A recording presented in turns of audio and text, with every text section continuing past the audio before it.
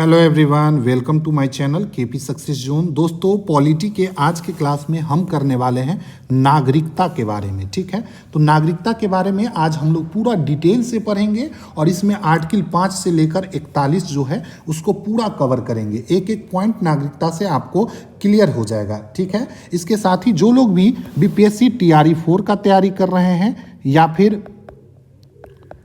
या फिर आप लोग बिहार दरोगा का तैयारी कर रहे हैं या किसी भी एग्ज़ाम का तैयारी कर रहे हैं जहां पर पॉलिटी पूछा जाता है, तो उसके लिए ये क्लास काफ़ी इंपॉर्टेंट है। इसके साथ आपको बता दें कि जो लोग टीआरई 4 की तैयारी कर रहे हैं उस सब के लिए एनसीईआरटी का सीरीज भी हमारा चल रहा है, जिसमें हम लोग ज्योग्राफी क्लास 9 तक कर चुके हैं। 10th का भी एक चैप्टर हो चुका है, तो 6 से लेके 9 तक कंप्लीट है। 10th का एक चैप्टर हो चुका है, वो भी इसी तरीके नोट्स के साथ एक एक चीज़ पढ़ाया गया है, तो आप लोग उसको प्लेलिस्ट में जाकर जरूर पढ़िए। और आज से ही दोस्तों एनसीईआरटी साइंस भी शुरू हुआ है। ठीक है, तो जो लोग भी एनसीईआरटी साइंस पढ़ना चाहते हैं, क्लास 6 से लेके 10 तक ये भी चलेगा और टीआरई 4 से पहले इसको करा दिया जाएगा। तो जो भी दरोगा और टीआरई 4 वाले हैं, आप लोग इस क्लास को ज़रूर देखिए और इसमें भी पूरा एक एक चीज़ पढ़ाया जाएगा, फिजिक्स, केमिस्ट्री, बायोलॉजी और अच्छे से नोट्स के साथ। ठीक है, तो आप लोग अगर नहीं देखें तो जाके ज़रूर देखिए। साथ ही आपको भारतीय राष्ट्रीय आंदोलन भी पूछा जाता है, शिक्षक वाला जो एग्ज़ाम है उसमें।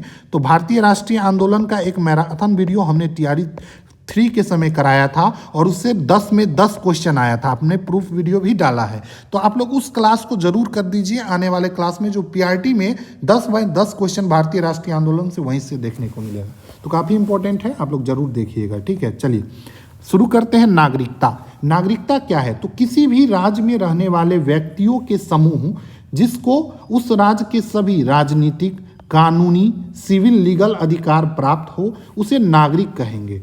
अधिकार के इस स्वरूप को नागरिकता कहते हैं। अब कोई भी व्यक्ति किसी भी राज्य में किसी भी देश में अगर रहता है तो वहाँ का अगर वो नागरिक है, ठीक है, उसको वहाँ का नागरिकता प्राप्त है, तो उसे वहाँ का राजनीतिक और कानूनी मतलब कि न्यायिक जो है अधिकार प्राप्त है। ठीक है, अब वही बात करें, विदेशी व्यक्ति जो है कौन है?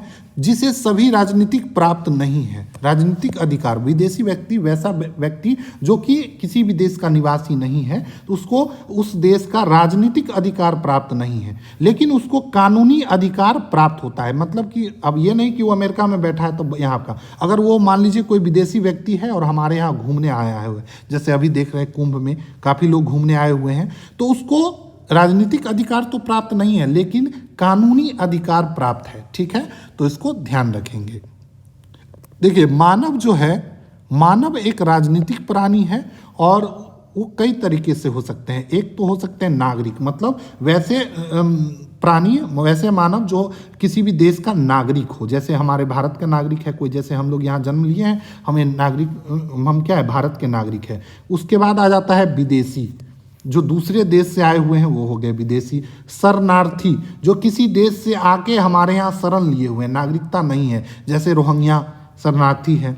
उसके बाद राज्यविहीन, वैसा नागरिक जो किसी भी राज्य का नहीं है, मतलब राज्यविहीन है, तो उसको बोलेंगे राज्यविहीन। ठीक है, तो 4 तरह के मानव होते हैं। अब हम लोग बात करेंगे हमारे संविधान में नागरिकता। तो हमारे संविधान में नागरिकता जो है भाग 2 में है।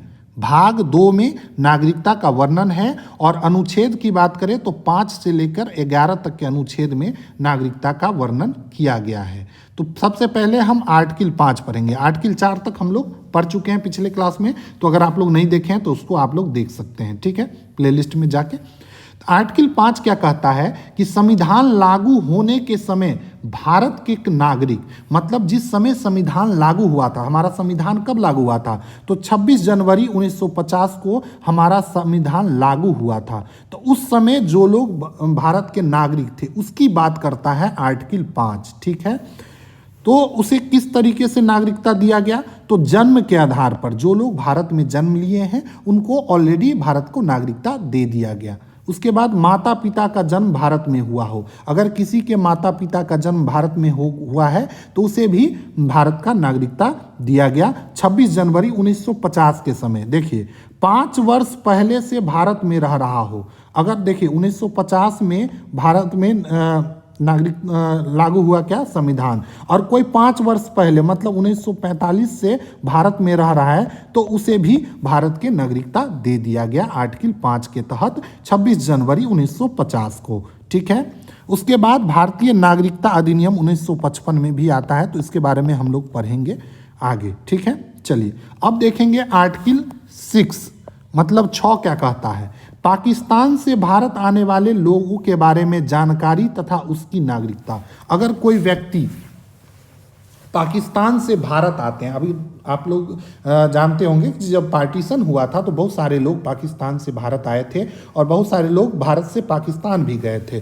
तो देखिए, जो लोग 19 जुलाई 1948 एक डेट निर्धारित किया गया 19 जुलाई 1948, तो जो लोग 19 जुलाई 1948 के पहले भारत आ गए हैं उसे सीधे भारत का नागरिकता प्राप्त हो जाएगा।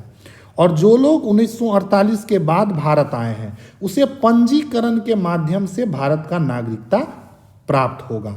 ठीक है, तो ये कब बोला गया, तो जब संविधान लागू हुआ तब 1950 में ये बोला गया कि जो लोग 19 जुलाई 1948 के पहले पाकिस्तान से भारत आ गए हैं तो वैसे लोगों को सीधे भारत का नागरिकता प्राप्त हो जाएगा। और जो लोग 19 जुलाई 1948 के बाद भारत आए हैं उसे पंजीकरण के माध्यम से नागरिकता मिलेगा। पंजीकरण में क्या होगा, तो 6 महीने भारत में रहने के बाद उसे पंजीकरण कराने का मिलेगा। ठीक है, तो 6 महीना भारत में रहना पड़ेगा तब जाके उसका पंजीकरण होगा और उसके बाद वो नागरिकता प्राप्त हो सकेगा। ये 1950 में बोला गया।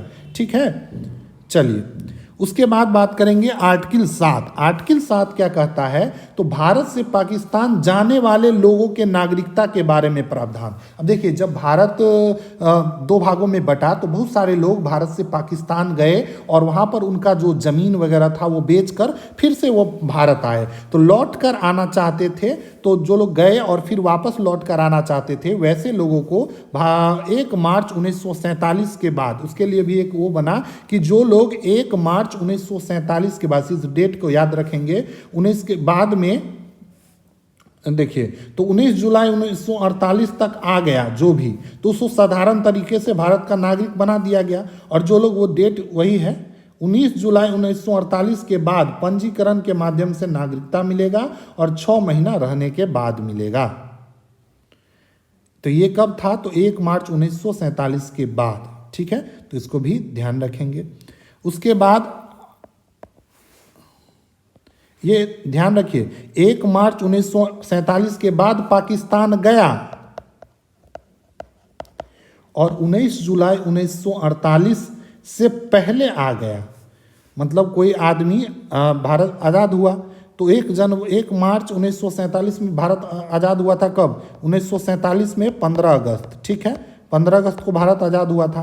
तो उसमें थोड़ा पहले 1 मार्च 1947 के बाद और 19 जुलाई 1948 से पहले जो लोग पाकिस्तान जाकर आ गए उसको डायरेक्ट मिल गया।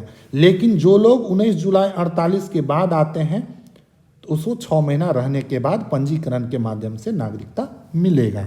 ठीक है, तो इसकी चर्चा कहाँ किया गया है, आर्टिकल 7 में। तो आपसे ये क्वेश्चन पूछा जा सकता है।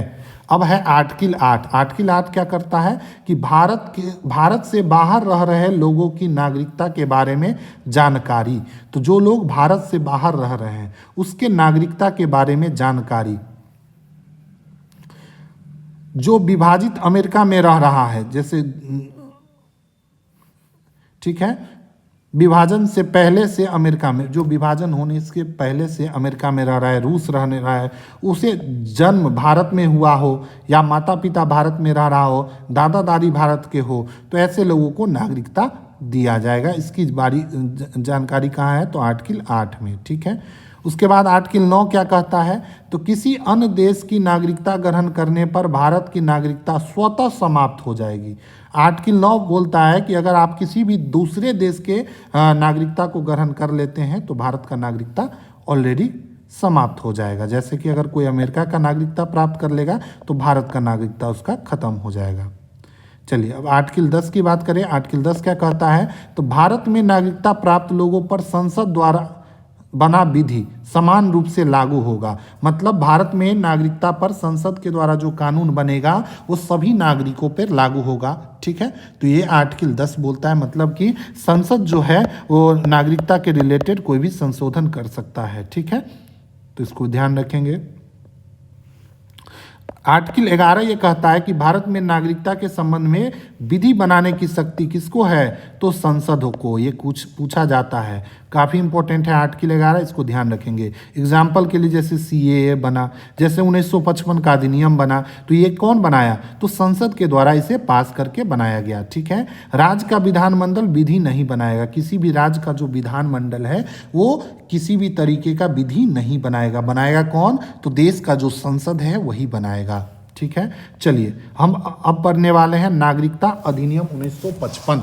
1955 में नागरिकता अधिनियम बना, जिसे सिटीजनशिप एक्ट 1955 बोलते हैं। ठीक है, और ये आर्टिकल 11 से ही बना संसद के द्वारा, तो इसको भी ध्यान रखेंगे। आर्टिकल 5, 6, 7, 8, 9 ये जो है नागरिकता के संबंध में तत्कालीन प्रावधान 1947 से 1955 तक, ठीक है, चला आ रहा है। ये सब मतलब कि पहले से है, 9 तक का जो आर्टिकल है वो पहले से है, उसके बाद वाला बाद में आया है। ठीक है, 55 में। अब बात करें नागरिकता। नागरिकता ग्रहण करने के 5 तरीका। भारत में अगर किसी को नागरिकता ग्रहण करना है तो भारत की नागरिकता 5 तरीके से मिलेगा। पहला है जन्म से। अगर कोई आदमी या कोई बच्चा का जन्म भारत में होता है तो उसे भारत का नागरिक मान लिया जाएगा। जैसे उसका माता पिता अगर भारतीय हो तभी। अगर कोई अवैध प्रवासी है और मान लीजिए भारत में जन्म हो गया तो उसे नागरिकता मिलेगा, नहीं मिलेगा। ठीक है, तो इसको भी ध्यान रखेंगे। उसके बाद वंश से, मतलब कोई माता पिता दादा दादी अगर भारतीय है तो जो बच्चा होगा उसे भी भारत का नागरिक माना जाएगा। उसके बाद है पंजीकरण से, रजिस्ट्रेशन से आपको भारत का नागरिकता मिल सकता है। उसके लिए आपको है कि 7 साल इसको लगते हैं, मतलब 6 साल रहने के बाद आपको रजिस्ट्रेशन कराना पड़ेगा और उसके बाद फिर अगर 1 साल रहेंगे तब जाके आपको नागरिकता मिलेगा। इसीलिए इसको 6+1 बोला जाता है। ठीक है, 6+1 का मतलब 6 साल भारत में आपको रहना पड़ेगा, तभी जाकर आपका पंजीकरण होगा और पंजीकरण होने के बाद आपको 1 साल रहने पड़ेगा, तब जाके आपको नागरिकता मिलेगा भारत का। उसके बाद है देशीकरण। अगर किसी भी एरिया का देशीकरण हो गया, मतलब अपना देश कब्जा कर लिया, देशीकरण हो गया, तो वहाँ का भी नागरिक भारत का नागरिक हो गया। किसी भी भूभाग को भारत में मिला लिया, अगर किसी के भूभाग को भारत में मिला लिया गया, अगर मान लीजिए कुछ दिन बाद पियोको को भारत में मिला लिया जाए तो वहाँ के जितने भी नागरिक हैं वो भारत के नागरिक हो जाएंगे। अब है नागरिकता समाप्त कैसे होता है। ये था ग्रहण कैसे कर सकते हैं, अब है समाप्त कैसे करेंगे। तो 3 तरीके हैं। समाप्त कर देगा कि नागरिकता को समाप्त कर देगा। अगर किसी अन्य देश की नागरिकता अगर आप ग्रहण कर लिए तो आपका नागरिकता समाप्त हो जाएगा। उसके बाद है वंचित। नागरिकता के बाद 5 वर्ष किसी देश द्वारा 2 वर्ष की सजा। अगर नागरिकता के बाद अगर आप कहीं 5 वर्ष से बाहर रह रहे हैं और 2 वर्ष की सजा आपको हो गया किसी बाहर देश में, तो आपको नागरिकता से वंचित किया जा सकता है। परित्याग द्वारा अपनी मर्जी से भी आप अपना नागरिकता त्याग कर सकते हैं, तो भी आपका नागरिकता चला जाएगा। अब देखिए भारत में नागरिकता का प्रकार कितना है। तो भारत में जो है एकल नागरिकता है, नहीं सॉरी दोहरी एकल नागरिकता है। वहीं बात करें दोहरी नागरिकता कहाँ पे है, तो अमेरिका में। एकल नागरिकता क्या होता है, हमारे यहाँ क्या है, एक ही नागरिकता है। पूरे देश में आप किसी भी राज्य में चले जाइए, आपको एक ही तरह का नागरिकता है। तो समान नागरिकता है कहाँ पे, तो हमारे यहाँ भारत में। और ये लिया गया है ब्रिटेन से। ब्रिटेन में भी क्या था, समान नागरिकता। वहीं दोहरी नागरिकता है अमेरिका में। अगर संघ में चले जाइए तो अलग और राज्यों का अलग नागरिकता, मतलब 2 नागरिकता वहाँ पर बनाना पड़ता है अमेरिका में। ठीक है, चलिए अब देखिए NRI कौन है, नॉन रेसिडेंट इंडियन, अप्रवासी भारतीय। मतलब वैसा भारतीय जो भारत के नागरिक तो होते हैं लेकिन वो बाहर रह रहे हैं, उसे भारत के नागरिक होते हैं, उसे राजनीतिक अधिकार प्राप्त है, कानूनी अधिकार भी प्राप्त है और सभी अधिकार जो भारत के समान नागरिक को प्राप्त है वो NRI को प्राप्त होता है। तो NRI कौन हो गए, वैसे भारतीय जो किसी भी कार्य से बाहर रह रहे हैं, विदेशों में रह रहे हैं, लेकिन वो क्या है, भारत के नागरिक हैं। ठीक है, उसके बाद एक टर्म आता है PIO, पर्सनल इंडियन ओरिजिन, भारतीय मूल के लोग। ये 2002 में स्टार्ट किया गया से शुरू हुआ था और 15 में से समाप्त कर दिया गया। इसका जो है जन्म भारत में हुआ है, पर माता पिता बाहर चले गए और वहीं पे रह गए, तो ये हो गए PIO, पर्सनल इंडियन ओरिजिन, भारतीय मूल के लोग। उसके बाद है OCI जो है दोस्तों 2005 के बाद लागू किया गया, PIO के बाद खत्म होने के बाद 15 के बाद। वोट डालने का अधिकार नहीं है, लेकिन कानूनी अधिकार प्राप्त है। OCI को वोट डालने का अधिकार नहीं है और कानूनी अधिकार है, ठीक है। 2005 से ये चला आ रहा है, ठीक है। 15 तक ये चला था, 2015 में खत्म हो गया, और OCI 5 से चला आ रहा है और ये चल रहा है, ये अब खत्म हो गया है, ठीक है। तो ये सारा हम लोग पढ़ लिए नागरिकता में। अगले क्लास से हम लोग पढ़ेंगे मौलिक अधिकार। तो आप लोग पॉलिटी का क्लास अगर आप लोग को अच्छा लगा हो तो वीडियो को लाइक करके चैनल को सब्सक्राइब कर लीजिए, और ज्योग्राफी, NCERT साइंस, भारतीय राष्ट्रीय आंदोलन, सारा कुछ आपको चैनल पे मिलेगा, तो आप लोग जरूर उसको पढ़िए और आनंद लीजिए। मिलते हैं अगले क्लास में, धन्यवाद।